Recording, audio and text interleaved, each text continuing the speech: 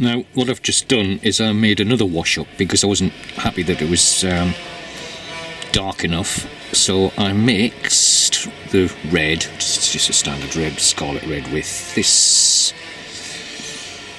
Oh, if I can put it in focus.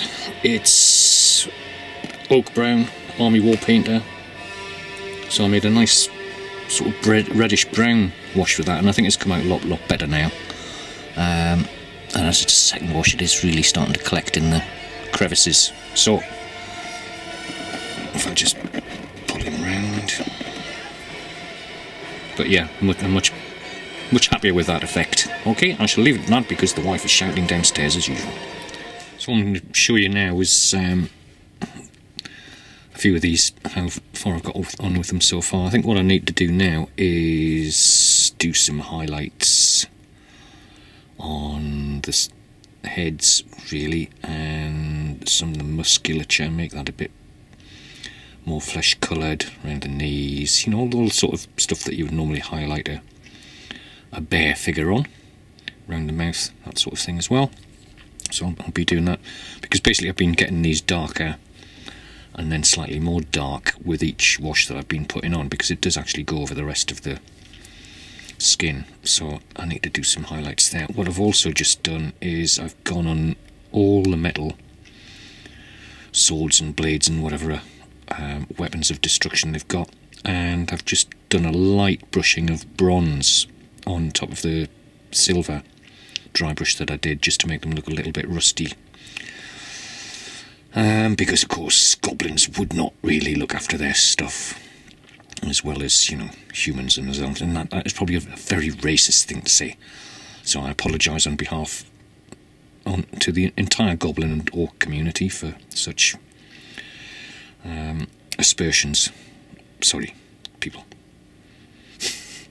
Anyway, without getting too carried away with silliness, so what I've got left to do is the hair, the wisps of hair that they've got, the loincloths, the bits of rag that they're tied around their legs and arms and stuff. But getting there, and if I just turn it around this way,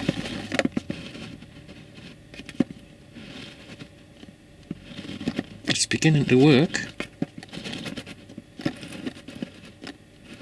Quite pleased with the so far. I like the, see all the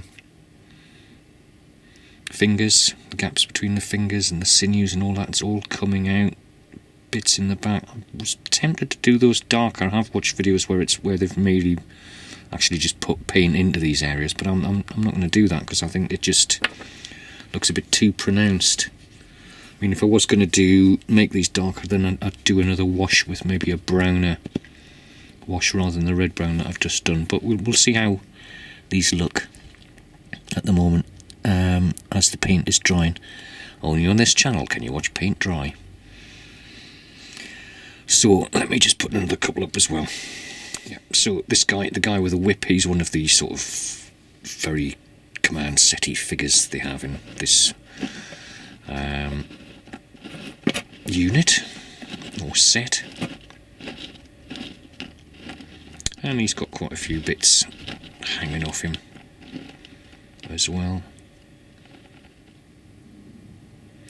And what I've got to do with this, because I've started doing the whip, I've done a dry brush of silver on the spikes that it's got on there. So I've got to go over the leather work now with white, so I can then put some more of this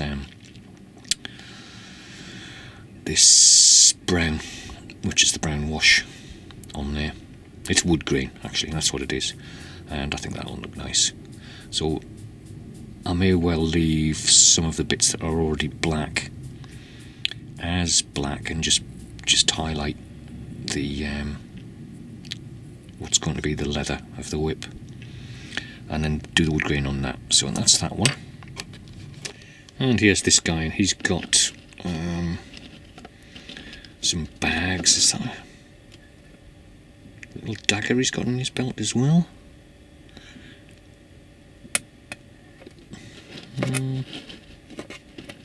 Could be. I'll have to have a better look at that. But yeah, he's got some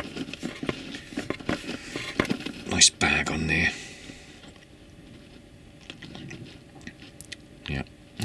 can see the musculature is really showing now, isn't it? But yeah, I think it's time for some pink highlighting to be done. And I need to do a bit of remedial work here, because that really should not have white bits on there, which is one of the reasons why you make these video diaries, so you can spot things like that. Okay, there you go.